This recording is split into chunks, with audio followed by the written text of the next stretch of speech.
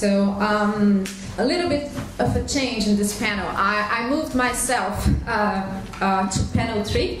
So tomorrow we don't have Ivan Briskoy with us, so I jumped. I came back, in fact, to my original place in the program, and I'll be moderating this debate today with Paul, Kristoffer, and Kai. Right, I'm calling you first.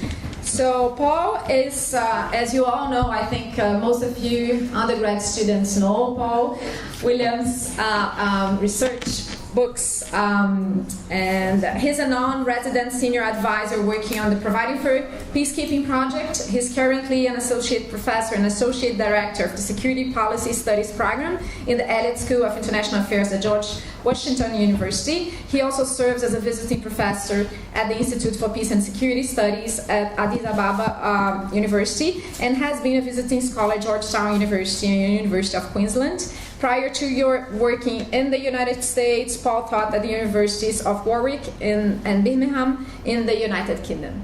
So yes, so because I went to the other panel, you have 20 minutes now, because I'm giving to all of you my five minutes each. Okay. Thanks, Paul. Okay. Thank you very much for the... Yep. Okay.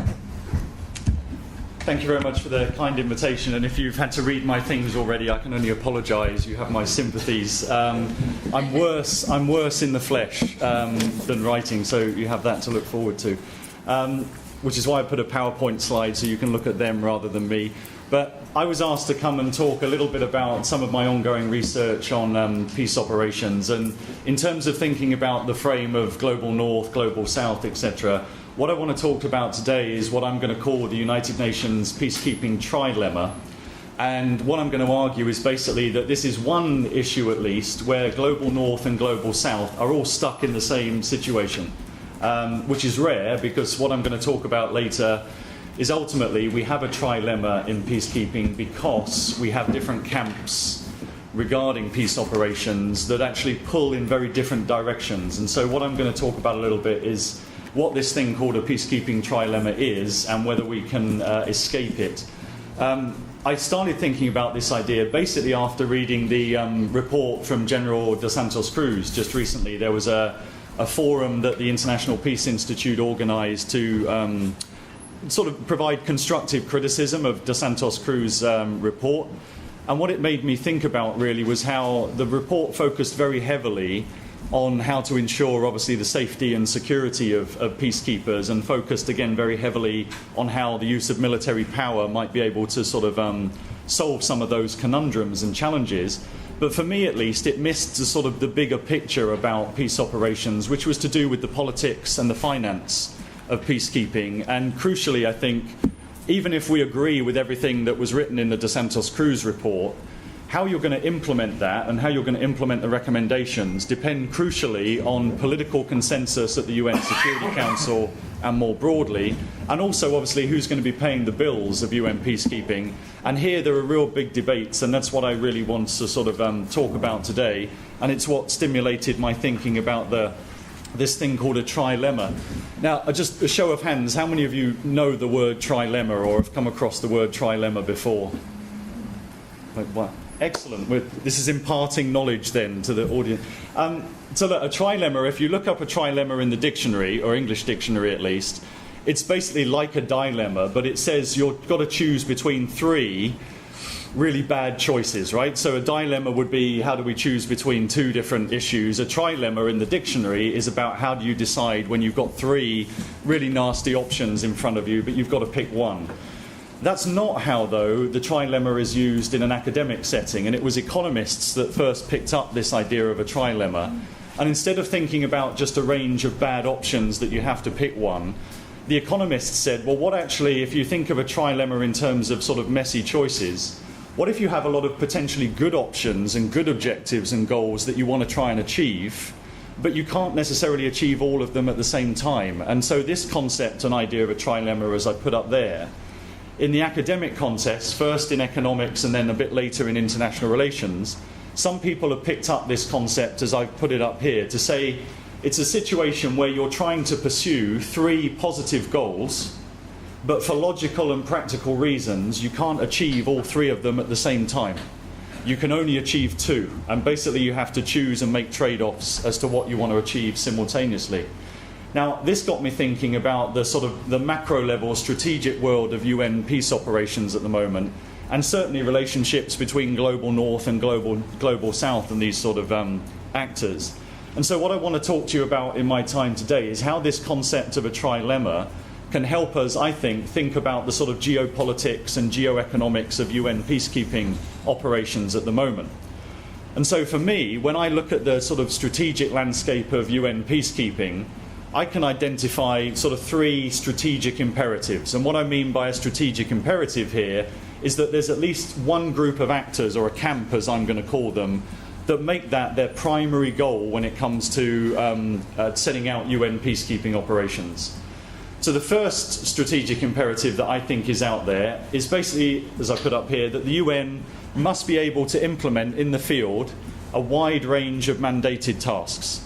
So we don't just give peacekeepers, obviously, observation and monitoring roles. We give them these long 12, 14-page Security Council resolutions, and we ask them to do state building, protection of civilians, bit of counterinsurgency maybe, atrocity prevention, election monitoring, promoting rule of law, public security, etc. But the first strategic imperative is that they should be able to actually achieve those mandates, and we call them realistic and achievable, just to emphasize the point, right? And we should be able to achieve these things not just in easy environments like Cyprus, but we should be able to achieve these mandated tasks even in really difficult environments of ongoing conflict and high risk. So that's the first one. The second strategic imperative, I think, then, is that we should be able to do and achieve all these mandated tasks without peacekeepers having to be put at unacceptable levels of risk. Now, ideally, the strategic imperative here would mean we could do UN peacekeeping without suffering any peacekeeper fatalities, or even better, any peacekeeper casualties and wounded. But the goal is, and this is obviously where the De Santos Cruz report kicks in, we should be able to keep peacekeepers safe and secure, with some risks, obviously, that's inherent in the enterprise of peacekeeping, but there shouldn't be unnecessarily high levels of risks which lead to large numbers of peacekeeper casualties and fatalities. So that's the second imperative. And the third imperative, I think, that you find these days is the financial imperative to keep the costs of peacekeeping as low as practically possible. Now, I think those imperatives, they sort of come at different times and stages in the timeline of peacekeeping. I would say the first imperative to achieve broad mandates really kicks in the early 1990s. So from the end of the Cold War onwards, we have this much broader set of peacekeeping mandates to try and achieve. It intensifies in terms of achieving those in conflict zones, obviously, in the 21st century, where more and more of our operations have deployed into situations where there's no peace to keep, but there's ongoing fighting and conflict issues. The imperative of keeping peacekeepers safe, I think, has always been around, but particularly now that countries have become more sensitive to individual casualties, as human rights norms and obviously the individual or the importance of individuals in warfare has increased. A lot of contributing countries are very nervous about the body bag syndrome and bringing people back, and it may undercut our commitment to peacekeeping. And then the financial costs, I think, again, have always been sort of present in UN peacekeeping, but they've intensified after particularly the financial crisis in 2008. And so what we've got now, I think, is a situation where these three strategic imperatives are really being felt intensely in a way that they haven't been really for a long, long time. Now, the reason we've got these three imperatives, as I said, is that they depend on certain actors pushing for those goals as their sort of primary objective, if you like. And so when I look at the geopolitical landscape of UN peacekeeping at the moment, I do see, and Ban Ki-moon, former Secretary General, referred to them as three camps of the peacekeeping discourse. And so I'm going to call them, for sort of shorthand here, on the one hand, the decision makers. And what I mean by that is generally the 15 members that sit on the UN Security Council. You could broaden this out a bit if you wanted to include like the C-34 committee or the 5th committee that talking about budgetary issues in the General Assembly. But the core of defining mandates for peace operations lies still with the Security Council. And even as you'll know, it's not all 15 members, it's really the P5, and in many cases it's the P3 of the US, UK and France, so the global north reappearing there a little bit. But that's the first camp, and they are the ones that really set the goals and mandated agendas. The second camp, though, I think, is the major troop contributing and police contributing countries. Now here, this camp is pretty small. If I just flip on to the next slide here, this is taken from August of 2017, and what it's showing is the top 30 contributors of uniformed personnel to UN peacekeeping, so troops and police personnel to UN missions. You'll see on the right-hand side there, in August 2017, there were 91,256 uniformed peacekeepers deployed. And yet, it's a massively unequal division of labour when you look around the world at who's actually providing those. So just as you see there, the top 5 countries, Ethiopia, Bangladesh, India, Pakistan and Rwanda, they provide 40% of all the world's peacekeepers at that point. If you drop down to the top 10, it's nearly 60% are coming from just 10 countries. And then if you drop down to the top 30, out of the total of 124 contributing countries, 88% of peacekeepers in uniform, police and troops, are coming from just these top 30 countries. Now you see Brazil obviously in there at number 19. This was the good old days when MINUSTA was still knocking around. I also put a colour-coded chart there from the Freedom House, Freedom in the World, that measures sort of civil liberties and political rights and things. So it's good to see Brazil in green there. I hope it stays green. But you get the point for our camps here. There's a small group of countries that are really concerned about what happens to troops and police on the ground. But it's only a small group of countries because it's only them that are fielding the majority of troops. And then the third camp for me are the people who pay the bills. And here again it's the same story. How we divide up the financial business of peacekeeping is massively unequally distributed across the UN's members. And if we look at just the last few years, as you'll know, we do peacekeeping finance, we debate every 3 years or so, and we have assessed contributions for the peacekeeping bill determined every 3 years. If you look at the periods of the last 6 years, you'll see that those top 10 countries that I've listed up there pay, again, over 80% of the peacekeeping bill is paid just by those 10 countries. Now, what I think that means for my trilemma is that those 3 camps, the decision makers who write the mandates, the troop and police contributing countries that actually deploy the vast majority of personnel, and then the few countries that write the sort of checks and pay the majority of this, each of them have a vested interest in those strategic imperatives that I just mentioned. And so I'm going to sort of boil those down in sort of summary terms to say that the first strategic imperative, right, goal 1 as I'm going to call it now, is that we want to maximise the success of peacekeeping operations. And the decision makers in the Security Council who are writing the mandate, that is their primary concern. They want to deploy missions that actually achieve the mandated tasks that we've written out. But of course, it's mostly not their people that are in the field actually trying to implement these mandates. The second group, what I've called the troop contributors and the major contributors of uniformed personnel, their goal is really the second strategic imperative. It's to minimise risks to their peacekeepers in the field. So they, hence the Dos Santos Cruz report, which is firmly focused on how do we minimise risks to peacekeepers. And then the third camp, the bill payers, as I'm calling them, the financiers of UN peacekeeping, they're the countries that are always arguing to keep the financial costs low. And whenever a UN peacekeeping mission is set up, the original plans come from the Secretariat, and we generally have an option for like a big, expensive mission, a medium-sized sort of sweet spot mission, and a little small one. And it's the financiers, those 10 countries that are paying over 80% of the bills, that are generally pushing to keep the costs low. So that's where I think the concept of the trilemma is really quite useful now for thinking about peacekeeping operations, because there you've got a situation where all 3 of those strategic imperatives and goals are reasonable, right? I think in an ideal world, you can see how each of the camps that have developed in peacekeeping want to achieve success, minimise risk, and sort of maximise efficiency in terms of keeping the costs down. Now, what does that mean for us as analysts? I think, and if we're sort of analysts thinking with a sort of one eye to the policy debates and what do we actually do about these things, I think 2 sort of questions come out of this trilemma concept. The first analytical question is, let's assume everything I've just said is correct, which is a good assumption generally. Just assume everything I've said is correct.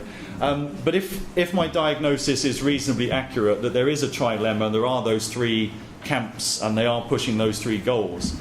The trilemma, as I've defined it, remember, says that for logical and practical reasons, you can't achieve all three of those goals simultaneously. Something has to give. You can achieve two of them, but something drops out. And then the second analytical question that follows from this is, are we stuck in a trilemma? Is there any escape from the trilemma? And so I just want to briefly end by discussing those sort of two key questions. So on the first question, right, if there is really a trilemma that we're stuck in, and we've got these three goals of maximising success, minimising sort of risks to peacekeepers, and maximising the efficiency of our money and our financial budgets, but the trilemma says you can't do all three of those things at the same time equally well and achieve all of them, you're stuck then with three different scenarios, and you've basically got to choose which of those two, or which two of those three things you're going to prioritise and which one you're going to ignore. And I think what has been happening broadly in the debates at the UN over the last sort of, well, in the 21st century in particular, but the last decade since the financial crisis in 2008 particularly intensely, I think this is basically what we've been arguing about at the strategic level at the UN. So scenario one, as I'm going to call it here, would be pushing for success and safe peacekeeping missions, but it costs money to do these things. So scenario one would be a situation where the UN focuses on achieving goal one and goal two. That is, we keep the broad mandates of missions and we try and implement those as best we can, but we also want to sort of basically take the Santos Cruz report seriously, and we want to minimise the casualty rates and fatality rates of peacekeepers. But to my mind, that's going to cost a lot more money than we're currently spending on UN peacekeeping. You're going to need bigger missions, more capabilities, more enablers, all the things that the Dos Santos Cruz report points out. That's going to be a lot more expenditure, which the 10 sort of big financiers are going to be unwilling to largely accept. So that's scenario one. We basically sort of go for goals 1 and 2 and reject the financial pressures. Scenario 2, though, would be another way of thinking it. Let's go for goals 1 and goals 3. What I'm going to call here, we go for success on the cheap. But this is risky, right? And it's risky in terms of people's lives. So here, we still want to keep our big mandates, and we still want to deploy to risky places like Mali and Congo and CAR and the like. But here, we listen to the financiers and we push the peacekeeping costs down, which means, to my mind, we can't achieve goal 2. That puts peacekeepers in a really risky situation if we're not going to give them the equipment, the capabilities, the training, all the things that cost these extra monies. You know, if we're not going to give them good aviation support, medical support, armoured vehicles for dodging around with IED threats and the like, you can't have it all. So if you go for success on the cheap, you're probably going to end up with more wounded and dead peacekeepers. Or the final scenario would be, let's go for goals 2 and 3 and ignore goal 1. And what I mean by that is sort of, let's go for cheap and safe peacekeeping missions, but that won't work in tackling the major security challenges that we face in places like Mali and Eastern Congo. So we could say, yeah, let's try and keep the financial costs down of peacekeeping. So that means we're only going to deploy little smaller missions, and we're not going to deploy maybe to the most risky places. We'll let the African Union or NATO or somebody else basically do this type of stuff. So I think you could do both of those things. You could go for cheap and safe missions, but the Security Council would look, I think, very dubious, illegitimate even, and it would look like it was shirking its responsibilities, I think, to maintain international peace and security. So as I see it, the current debates at the UN are basically arguing, although not in the language I've used here of these scenarios, but that's basically the sort of debates that those camps are having. And all that would mean, you know, we're genuinely stuck in a security trilemma or a peacekeeping trilemma. Which leads then to my second question for us analysts to think about. If, again, the trilemma does make sense as a conceptual framework, then can we escape it?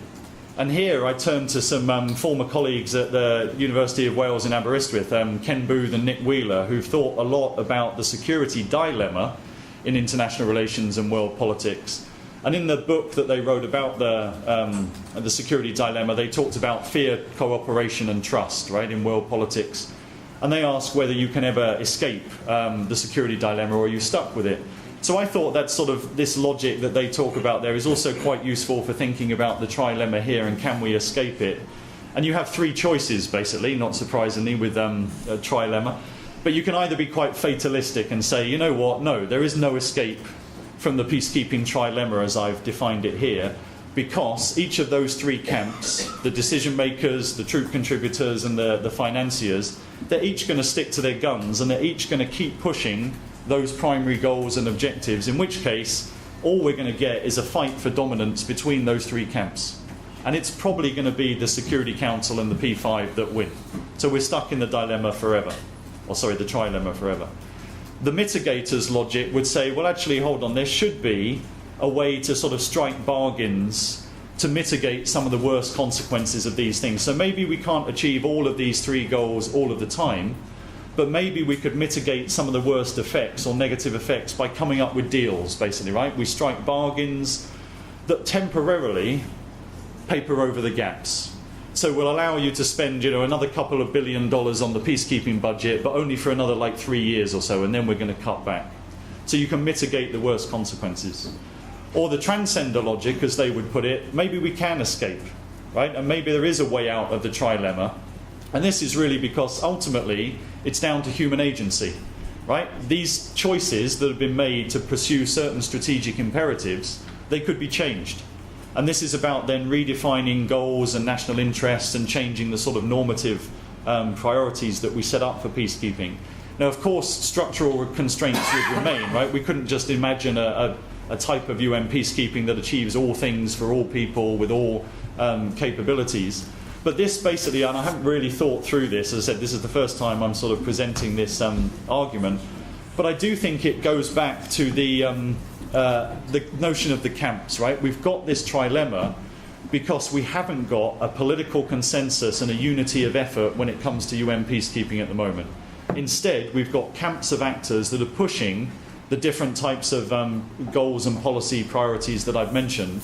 And I think if there is a way to escape the trilemma, it's going to be about basically trying to dissolve or sort of dilute some of those camps that we've got there and encouraging particularly the financiers and the mandators of missions to get a bit more into the field, basically, and to experience peacekeeping and the pressures that stimulated reports like the one we saw from De Santos Cruz. So I would hope, in maybe a naive sort of transcender logic sense, if there really was a time when the whole of the international community was united around achieving effective and efficient and accountable peace operations, you would start to see that sort of trilemma effect, I think, reduced. And we would need to think about, obviously, the different aspects of that.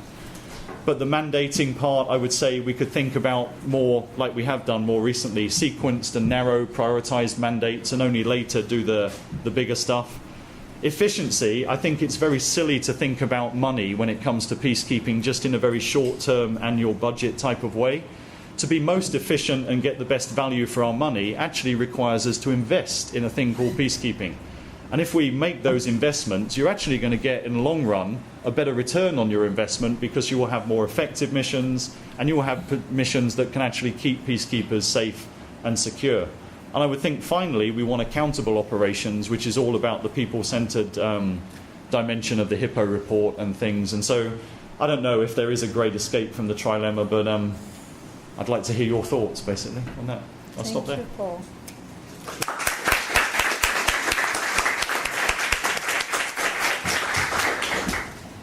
Okay, just to let you know that we are looking for new chairs. I think the department will lend us some chairs nearby. So if you, do you want to sit here? While the chairs, Pedro? Quer sentar aqui? Aqui atrás também. Né, Manu? Enquanto? Pode sentar aqui? Não. Eu pedi, só que não está chegando. Eles falaram que é algum departamento. We were not expecting. It's a good thing, right? So we could move back to our big auditor. Perfeito. Thank you. So, thank you so much, Paul. So now we'll continue with Kristoffer Lidén. He's a senior researcher and now research director at PRIO, Peace Research Institute in Oslo, and coordinator of the PRIO Research School on Peace and Conflict at the PRIO Research Group on Law and Ethics. His research and publication center on the ethics of international affairs with a focus on the field of security, humanitarian, and peace building. He prevented me to read all the rest, but it has a wonderful CV. Thank you. You have 20 minutes. Should I use this Yes. one? Okay. Hello? No?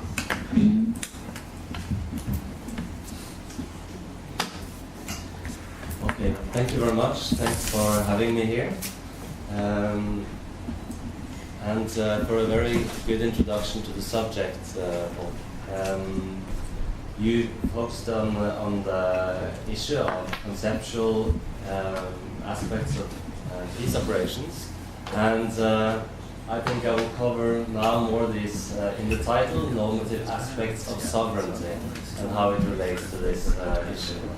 My background is in philosophy, so I apologize for getting into very theoretical stuff, but I hope you bear with me. So in international peace operations over the last 30 years, there has been a lot of political interference, even when it hasn't been about military intervention as such. The UN has taken on extensive roles in influencing the political future of war-torn countries. This has partly been associated with a so-called liberal peace-building agenda that has been critically discussed for many years. But from a sovereignty perspective, this actually involves a sort of political interference that is not outright intervention and therefore not violating international law as such. But it's still challenging the norm of the right of peoples to self-determination. So it seems as if the international law of self-determination is not really adjusted to this situation of comprehensive global governance efforts in war-torn countries. So how should we think about this?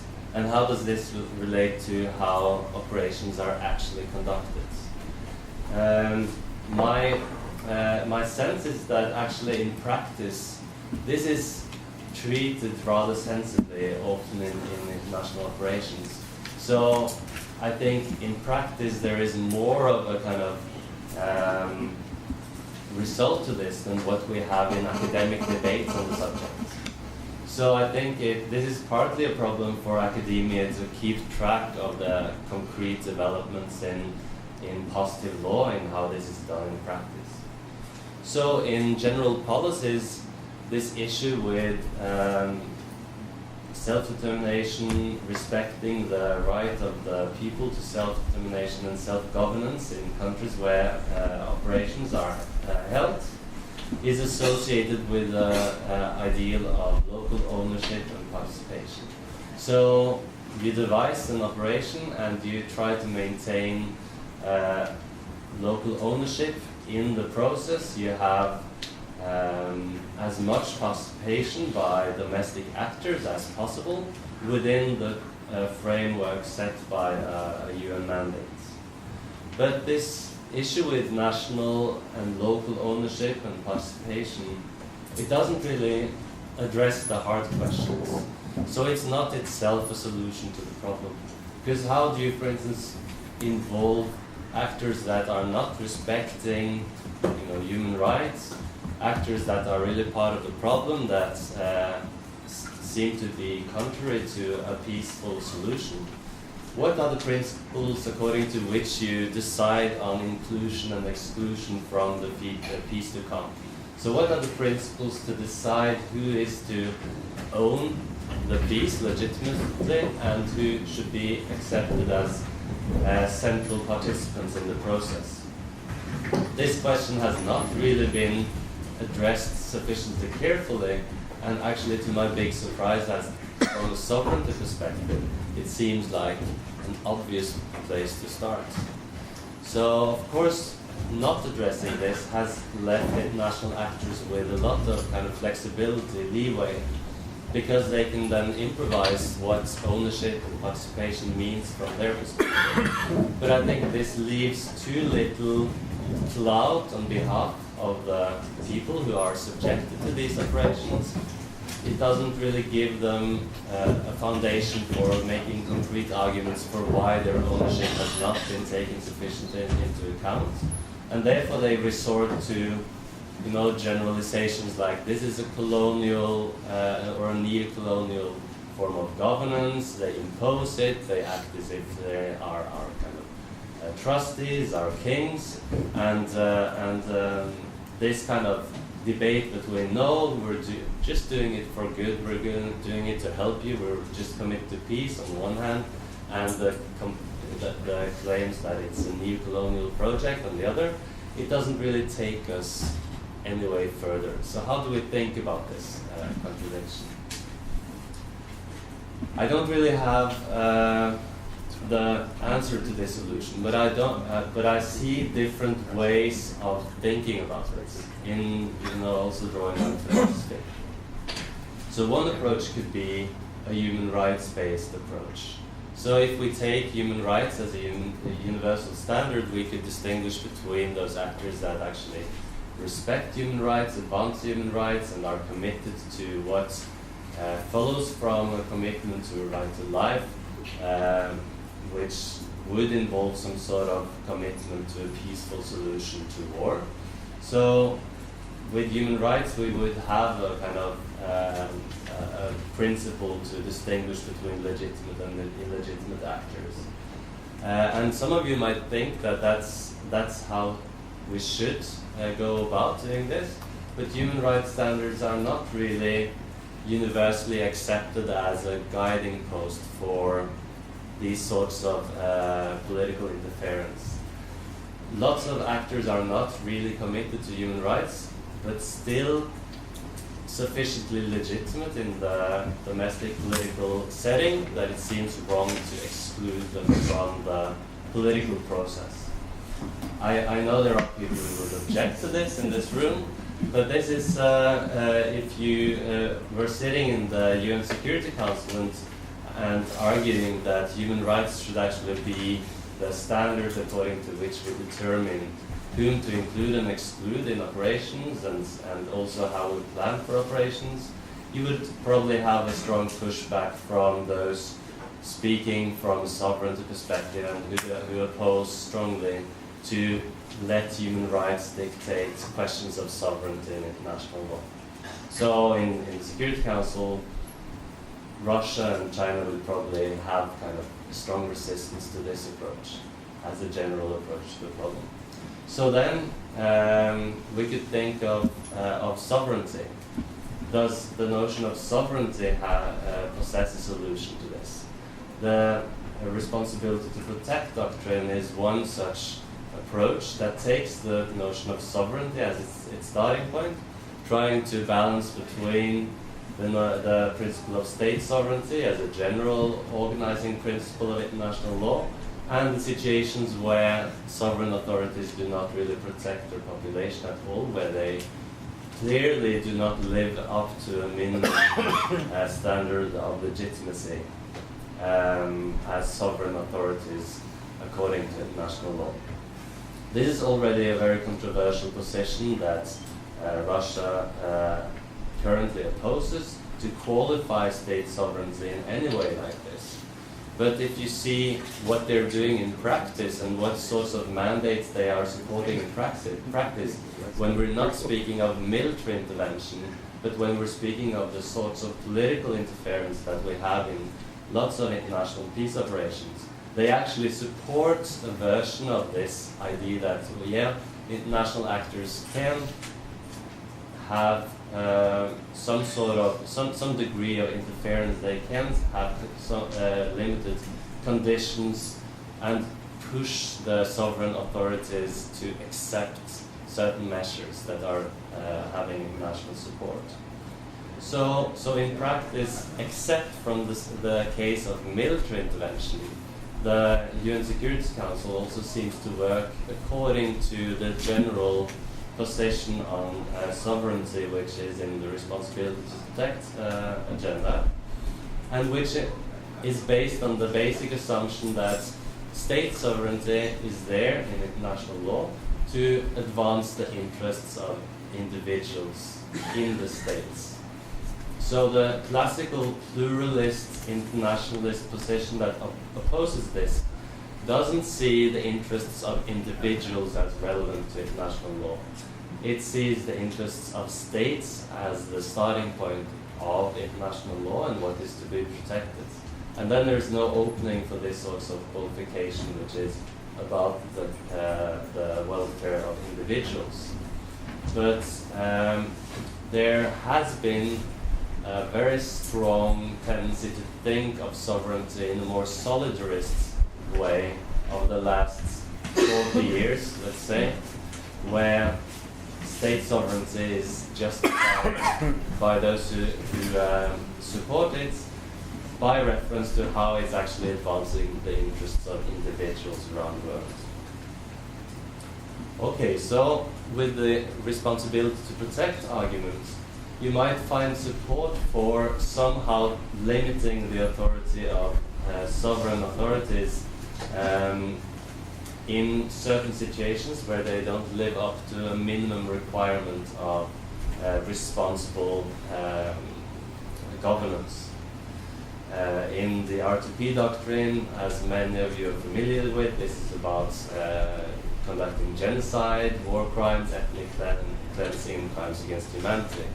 But in practice, you can think of this, it's a bit strange to narrow this to these 4 criteria when we're thinking more broadly about the situations where it would be justifiable to somehow sideline the authorities in order to achieve the objectives of a international peace operation.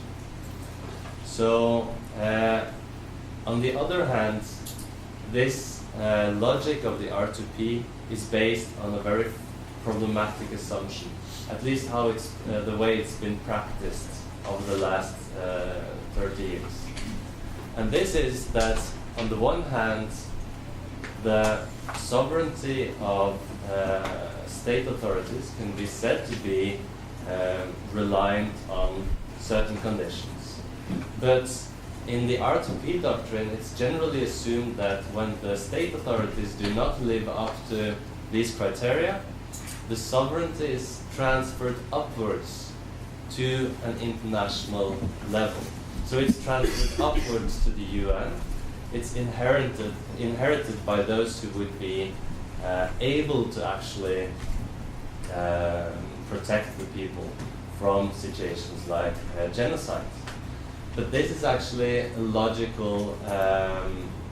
logically faulty argument. Those who inherit the right to self-determination in this situation are the people of these states, not the international organizations. So the international organizations may be relevant for maintaining this in a situation where the state does not maintain the right of the people to self-determination. But they don't automatically inherit then the right to determine the future of these peoples.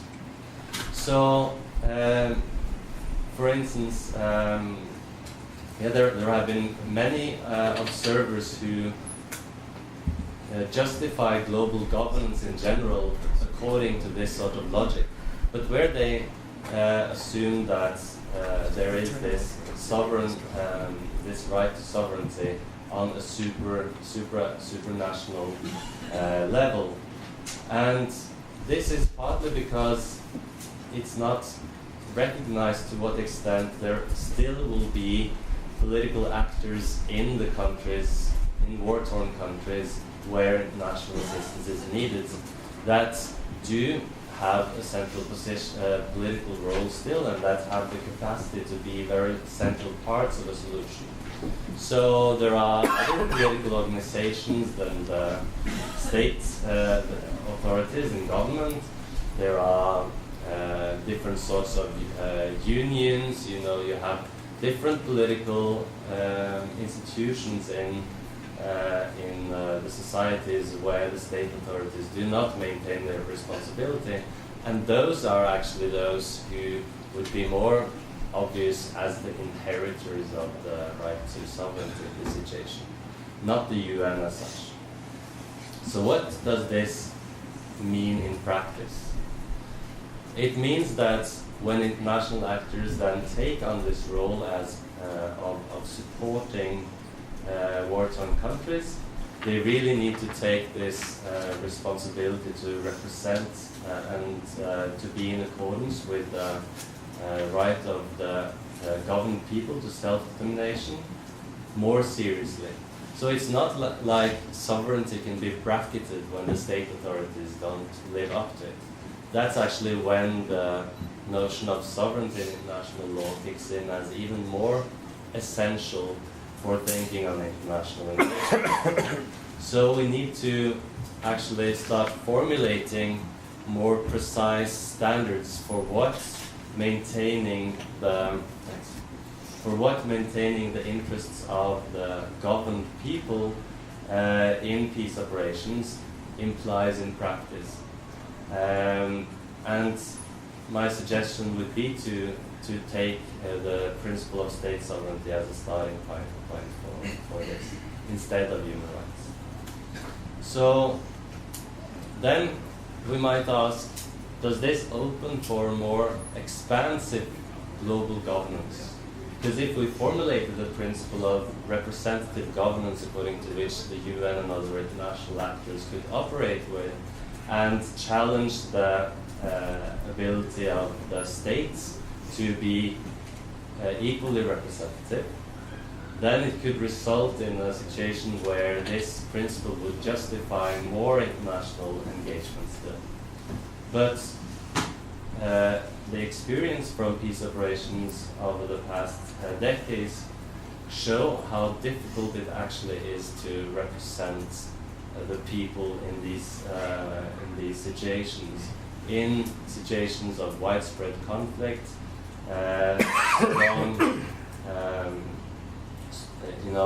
huge challenges in terms of how to bring various actors into the peace process. It's really difficult to maintain the role as an authority that is sufficiently representative when you are an international actor. So also if you look at kind of the legacies of colonial administrations that tried really hard to be representative of the interests of savage populations who were not able to govern themselves as they were perceived. You see how difficult it is even with a massive international presence to control and to represent in an adequate manner. So my intuition is that when we spell out the consequences of this argument, we will lead to a situation where it will be harder to justify what we associate with global governance than easier. So this argument has led me to invent a new principle that I call responsibility while protecting. That's maybe not my invention, but I think this argument is relevant for this principle and for this initiative to think through what a responsibility while protecting would involve. And I actually see that as a continuously relevant debate, even if it's not as high on the agenda as it was some years ago. Okay, thank you. Thank you, Chris.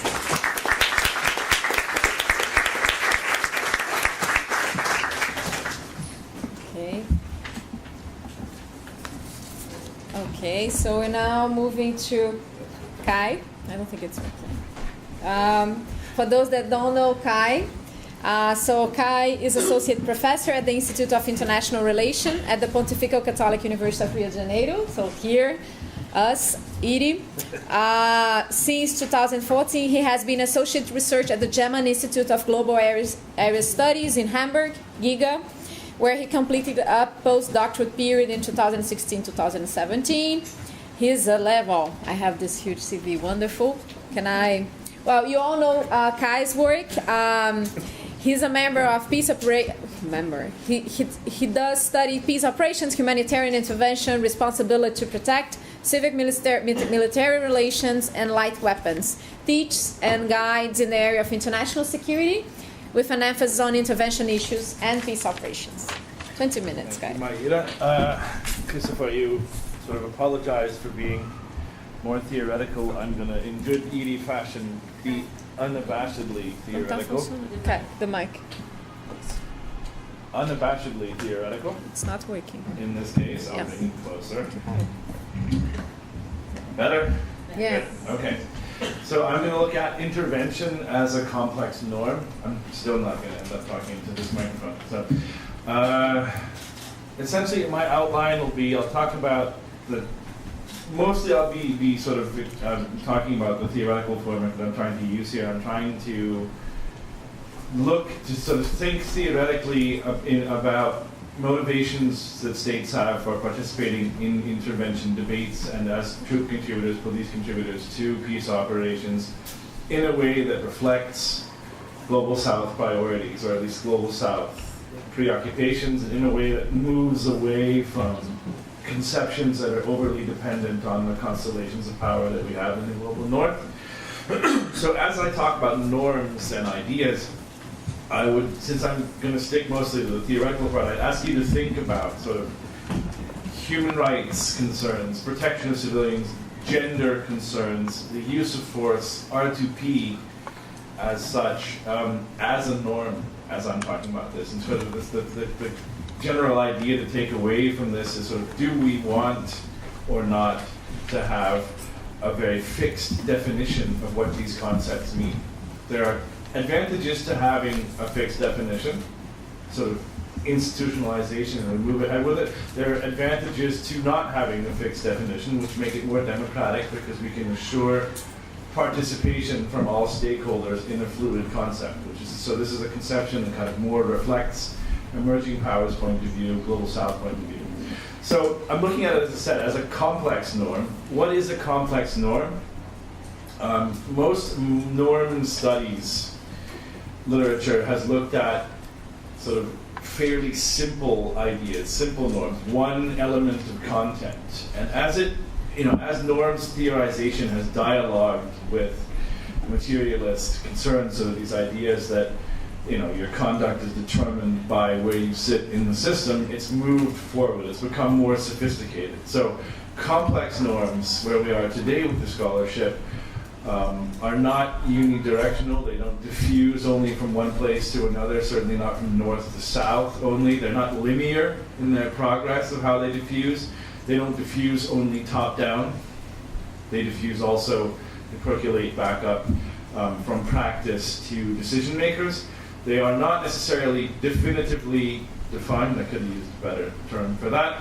At the time of institutionalization, and they're not composed only of one item of content. And that kind of becomes interesting because things like R2P, certainly gender mainstreaming, they don't consist only of one idea. They're a bundle of ideas that sometimes work in synchronicity with one another and help one another forward, and sometimes clash with one another. R2P certainly is an example of that. So just very briefly to go through sort of how we got there with norm scholarship, and again thinking about how this affects R2P, thinking about how this affects elements of peacekeeping operations. There's been a growing sophistication to this scholarship over the past 20, 25 years. And it goes hand in hand with previous conceptions being disproven based on experiences from emerging powers, mostly. The idea that things that aren't unidirectional comes from the idea that we do have norms coming from the south to the north. Right? The idea that it's not linear is the same.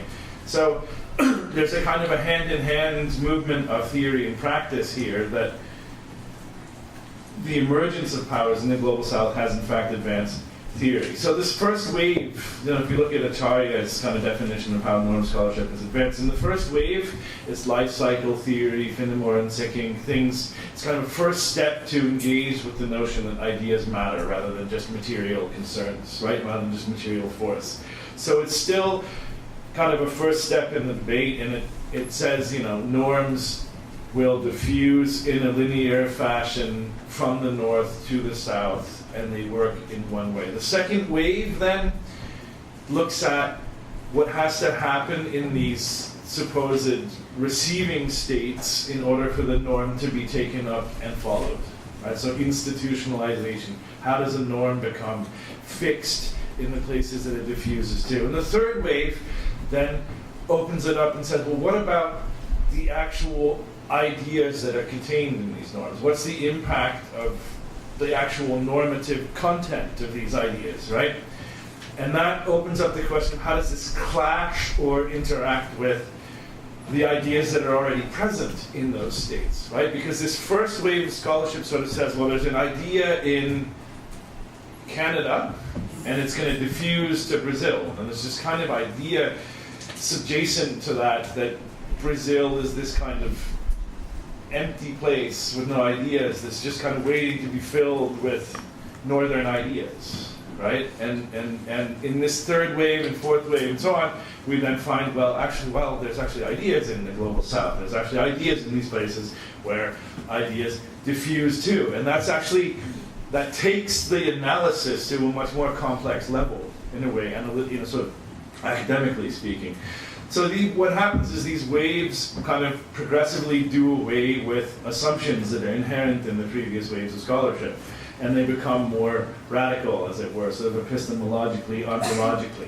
And again, thinking about what that means in terms of peacekeeping operations, in terms of R2P intervention norms, we see less fixed meaning, less of a dynamic where ideas are made in the north and diffused to the south, right?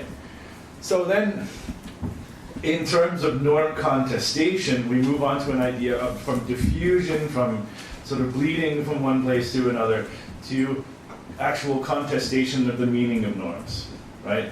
So, if norms then are nonlinear and they can diffuse in kind of a multi-directional way, that means you ultimately end up with a situation where their meaning can be contested between different pre-existing interpretations of them. Certainly the case for R2P. I think it's the case for protection of civilians in a lot of ways, at least in practice, and certainly the case for liberal peace, and particularly its attitudes towards the use of force, right? And one key challenge in this is the importance of institutionalization. For us as peacekeeping scholars, that institutionalization means how has a concept been taken up in resolutions, Security Council resolutions, how is it taken up into the UN reports, the documents Paul was talking about yesterday, the kind of background documents, the internal functioning of the UN, right? Does institutionalization, does it being cited verbatim in a resolution mean that its meaning has been resolved, right? Or has it been fixed and everyone follows that now, or is it still sort of just there and everyone has their own interpretation, right? Is it in fact desirable for there to be an overly fixed definition of that concept, or is it more likely to get more buy-in if you leave something there to be reinterpreted, at least in a minor way each time, right? And Jennifer Welch, who was the special advisor on R2P to the UN, to the Secretary General, has actually said, public endorsement of a topic can actually renew its contestation. If it shows up on the agenda again, this kind of renews each time this desire for every stakeholder to kind of get involved in how it's defined. And Richard Price, of course, on norms in the sort of the moral limits argument will tell us, not all normative change necessarily is progress, right? We have this identification that, well, it's changed, must be heading in the right direction. R2P arguably shows us that isn't necessarily always the case, right, in the living case.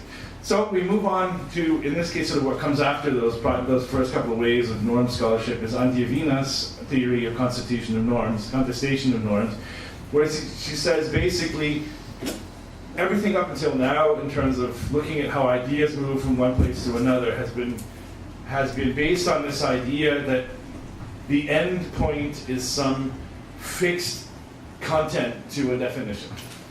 So R2P always means the same thing.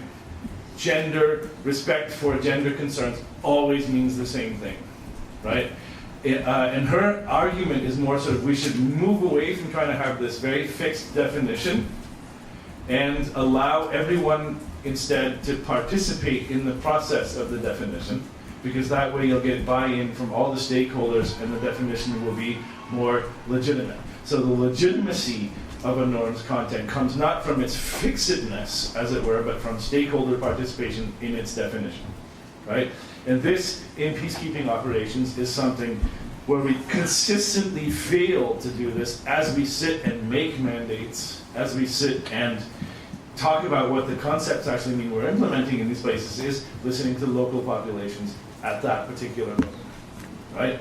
So it's derived from regular access of stakeholders to the process of contestation, right? And this, again, is something that jives really well with emerging powers' role in how these processes, these debates work in the United Nations. Finally, we have also a further element here, which is important for us, which is taken up recently by Nicole Deitelhoff and Lisbeth Zimmermann, who differentiate between justification and application in contesting a norm. And this is sort of quite important for the Brazilian case, as we look at RWP, or the Indian cases, we look at how they interact with RWP. Basically what it means is you can be on board with the content of a principle and not be on board with how it's applied, how it's implemented, right? So R2P is a great example of this. There are only maybe 2 or 3 countries out of 194 in the world that are going to say, well, if a genocide is happening, let them die, right? We don't need intervention. So we have, North Korea, Zimbabwe, Cuba, and Venezuela, basically, aren't on board with R2P, right? So almost everyone is sort of accepting the content of that bundle of norms, but there is massive contestation of the implementation of it. And there's particularly massive contestation of this link with the notion of responsibility in general, this kind of hierarchical way in which responsibility is attributed. And there's still this kind of conflation between Western P5 interests or P3 interests and global interests, particularly as concerned with the use of force, right? We see this in the Libyan case. The P3 went ahead and said using force is the most effective way to achieve R2P aims in Libya, with the Brazilians sort of saying, no, fine, yes, it's an R2P situation if you want, but use of force may not be the best way to go about this. So that's an example of justificatory consensus and applicatory contestation, as it were, right? The other thing that's interesting is the kind of the scope of norms. What norms expect you to do also has an effect on how they're contested and how people agree on them, right? So the more precise it is in its prescriptions for what you have to do, the more there are going to be kind of open debates about it. So if something is fairly vague, it's easy for everyone to be on board with it.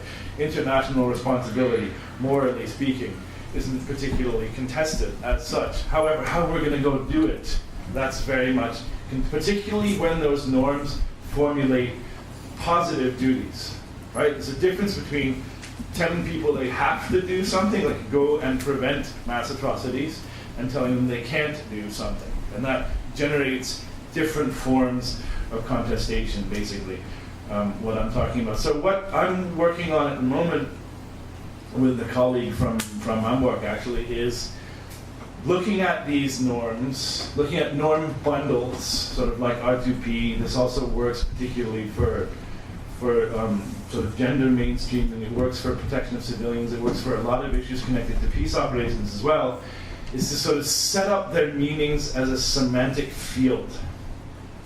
So what are the, sort of in a discourse analysis or even in an analysis from practices, to look at what is this actually, how is this actually being put into practice? What are the concepts that these actors are associating these other norms, these other concepts with, right? And if you then semantically, in terms of just the language that's being used, generate opposite poles to those concepts that they're associated with, you can go back again and generate synonyms for that. So you can find, for example, that in a discourse by a Brazilian ambassador, this actually allows you methodologically to look at a discourse from a Brazilian ambassador when she's talking about the responsibility to protect, and the associations with it are completely different from the British ambassador or the French ambassador. So it shows you that what we're going to call in Antivina's theory also, the meaning in use of a concept is completely different even when people are using the same word. So a Chadian contingent and a French contingent will have very different ideas about what protection of civilians means in practice, even though they're using the term the same way. Or in terms of gender mainstreaming, the way this might be taught in a Norwegian contingent would be very different from the way it's taught and what it ends up meaning in a Bangladeshi contingent, right?